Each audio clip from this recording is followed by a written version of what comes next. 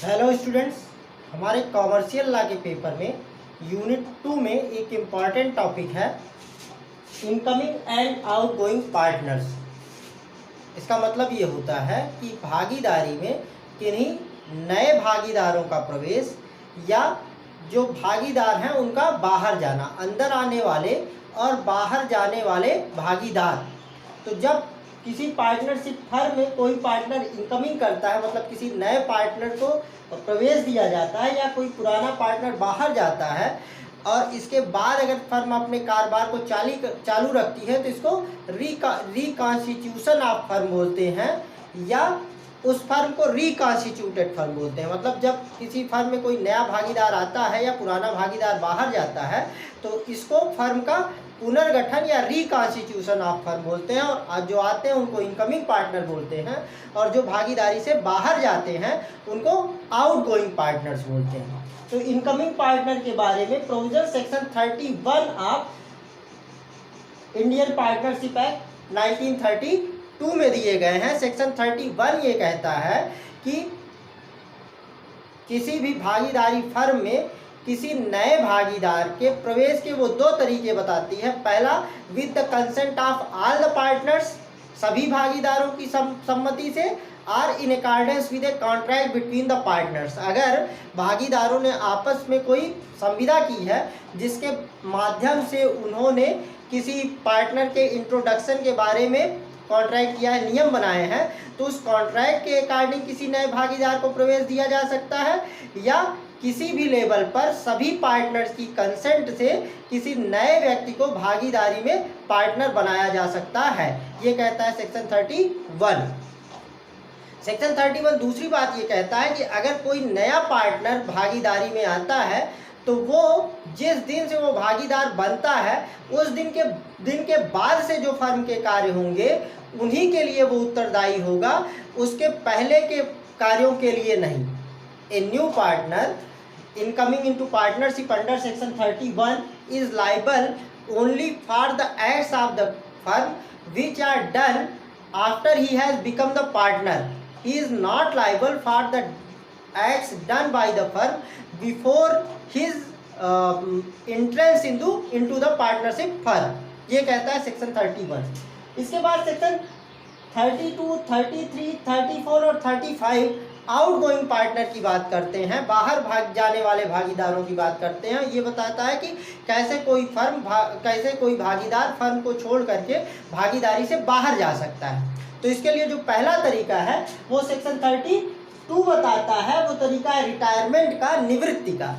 ए partner में go out of the firm bye retirement, निवृत्ति के माध्यम से कोई भागीदार बाहर जा सकता है, और ये निवृत्ति के 3 तरीके सेक्शन 32 में बताए गए हैं। ये कहता है कि ये पार्टनर में retire from a firm by consent of all the partners or in accordance with an express agreement by all the partners, और if the partnership firm is a partnership at will, in that case he may retire from the firm by giving notice to other partners. तो वो by consent of all other partners, सभी भागीदारों की सम्मति से निवृत्त हो सकता है, या by an agreement, express agreement with all the other partners, सभी भागीदारों के साथ किसी एक एक्सप्रेस एग्रीमेंट के माध्यम से वो फर्म से बाहर जा सकता है, या अगर वो पार्टनरशिप एट विल है तो ऐसी स्थिति में वो अन्य भागीदारों को सूचना दे करके फर्म से बाहर जा सकता है। ये कहता है सेक्शन 32 का क्लास 1। सेक्शन 32 का क्लास 2 और क्लास 3 रिटायरिंग पार्टनर की लाइबिलिटी की बात करते हैं कि जो फर्म की लाइबिलिटी अदर पर्सन्स के अगेंस्ट है उसके बारे में उसका क्या दायित्व होगा।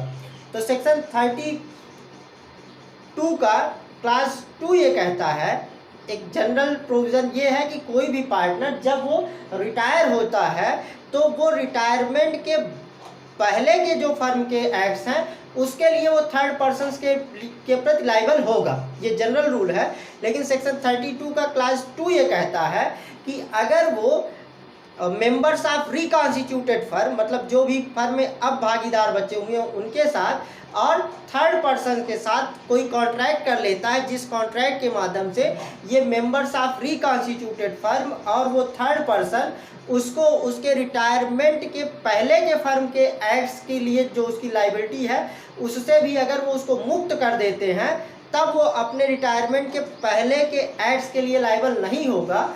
अदरवाइज वो उसके रिटायरमेंट के पहले के जो फर्म के एक्ट्स हैं उनके लिए वो लाइबल होगा। ये प्रोविजन करता है सेक्शन 32 का क्लास 2।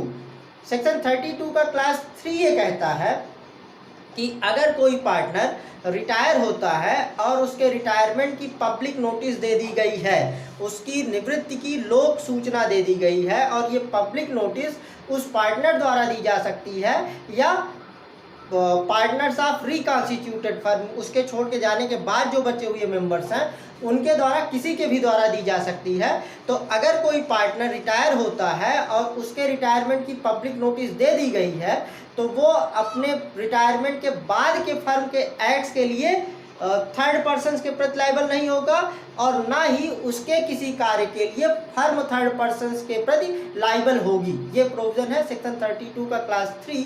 लेकिन अगर पब्लिक नोटिस नहीं दी गई है, तो अगर वो अपने रिटायरमेंट के बाद कोई ऐसा कार्य करता है जो उसी प्रकृति का कार्य है जैसा कि उसके रिटायरमेंट के पहले फर्म कारोबार किया करती थी, तो ऐसी स्थिति में उसके कार्य से फर्म लायबल होगी। और अगर पब्लिक नोटिस नहीं दी गई है और उसके रिटायरमेंट के बाद फर्म कोई ऐसा कार्य करती है जो कि फर्म के कार्य क्षेत्र के दायरे में आता था उसके रिटायरमेंट से पहले, तो वहाँ पे फर्म के कार्य के लिए वो पार्टनर लायबल होगा। तो अगर संक्षेप में कहें, if we say it into short, we may say that if the public notice has been given of retirement of partner, in that condition partner is not liable for the acts of the firm done after his retirement, and the firm will not be liable for the acts of the partner after his retirement. But if no public notice is given, in that condition firm will be liable for the acts of the partner, and partner will be liable for the acts of the firm even after retirement. अगर public notice दे दी गई है तो partner के retirement के बाद के जो partner के एक्ट्स हैं उससे फर्म बाउंड नहीं होगी और फर्म के एक्ट के लिए पार्टनर नहीं लायबल होगा। लेकिन अगर पब्लिक नोटिस नहीं दी गई है तो फर्म के एक्ट्स के लिए पार्टनर लायबल होता रहेगा और पार्टनर के एक्ट्स के लिए फर्म लायबल होगी। ये प्रोविजन करता है सेक्शन 32 का क्लास 3। जो किसी पार्टनर के आउटगोइंग का जो दूसरा तरीका है वो सेक्शन 33 बताती है, और वो है एक्सपल्सन, निष्कासन। किसी भी पार्टनर को फर्म से निकाला भी जा सकता है और इसके बारे में सेक्शन 33 प्रोविज़न बताता है। सेक्शन 33 ये कहता है कि अगर पार्टनर्स के बीच में कोई कॉन्ट्रैक्ट है, जो कॉन्ट्रैक्ट किसी पार्टनर के एक्सपल्सन के बारे में रूल्स बनाता है, तो उस कॉन्ट्रैक्ट के गुड फेथ में एक्सरसाइज करते हुए उस कॉन्ट्रैक्ट द्वारा जो पावर कन्फर की गई है उसको गुड फेथ में एक्सरसाइज करते हुए किसी पार्टनर को एक्सपेल किया जा सकता है। मतलब धारा 33 के अंतर्गत किसी पार्टनर को एक्सपेल करने के लिए जरूरी है कि पार्टनर्स के बीच में कोई कॉन्ट्रैक्ट होना चाहिए, जो कॉन्ट्रैक्ट ये प्रोविज़न करता हो कि इन स्थितियों में किसी पार्टनर को एक्सपेल किया जा सकता है, तो उस कॉन्ट्रैक्ट द्वारा जो पावर कन्फर की गई है उस पावर को गुड फेथ में एक्सरसाइज करते हुए, मतलब उसको फर्म के फायदे के लिए उन पावर्स को यूज करते हुए किसी पार्टनर को एक्सपेल किया जा सकता है। ये प्रोविजन करती है सेक्शन 33। लेकिन अगर ऐसा कोई कॉन्ट्रैक्ट नहीं है तो किसी भी तरीके से किसी पार्टनर को फर्म से एक्सपेल नहीं किया जा सकता है। इसमें जो केसेस हैं, एक केस है कार्मिकल वर्सेस इवांस का केस। कार्मिकल वर्सेस इवांस का जो केस है, इस केस में एक पार्टनरशिप फर्म थी जिसमें कि पार्टनर्स ये कॉन्ट्रैक्ट किया था कि अगर कोई पार्टनर कोई ऐसा एक्ट करता है जो फर्म को स्टिग्मेटाइज करती है, जो फर्म को कलंकित करती है, तो उस पार्टनर को एक्सपेल किया जा सकता है। इस केस में क्या हुआ कि उसी फर्म का एक पार्टनर था जिसको ट्रेन पर बेटिकट यात्रा करते हुए पकड़ा गया और उसको उसके लिए पनिश भी किया गया, कन्विक्ट कर दिया गया और दंडित किया गया। उस पार्टनर को अदर पार्टनर्स ने इस कॉन्ट्रैक्ट के अकॉर्डिंग एक्सपेल कर दिया। तो जब उसने अपने एक्सपल्सन को चैलेंज किया तो कोर्ट ने ये कहा कि जो उसका एक्सपल्सन, जो उसका एक्ट था वो फर्म को स्टिग्मेटाइज करने वाला था, इसलिए उसका एक्सपल्सन कॉन्ट्रैक्ट के अनुसार था, अतः वो वैलिड था। ये मामला था कार्मिकेल वर्सेस इवांस का केस। दूसरा मामला है ब्लीसेट वर्सेस डैनियल का। ब्लीसेट वर्सेस डैनियल के केस में ये कहा गया कि अगर जो कॉन्ट्रैक्ट के द्वारा एक्सपेल करने की पावर है उसको मैलिससली एक्सरसाइज किया जाता है तो ऐसा एक्सपल्सन वैलिड नहीं होगा। इस केस में क्या था कि एक पार्टनरशिप फर्म थी जिसके में ये कॉन्ट्रैक्ट था कि किसी भी पार्टनर को अदर पार्टनर्स की 2/3 मेजॉरिटी से एक्सपेल किया जा सकता है। इसमें एक पार्टनर को एक्सपेल कर दिया गया, लेकिन जिस पार्टनर को एक्सपेल किया गया था उसके एक्सपल्सन के पीछे रीज़न ये था कि कुछ लोग उसी फर्म के एक पार्टनर के सन को मैनेजर बनाना चाहते थे और उसने इस बात का विरोध किया था।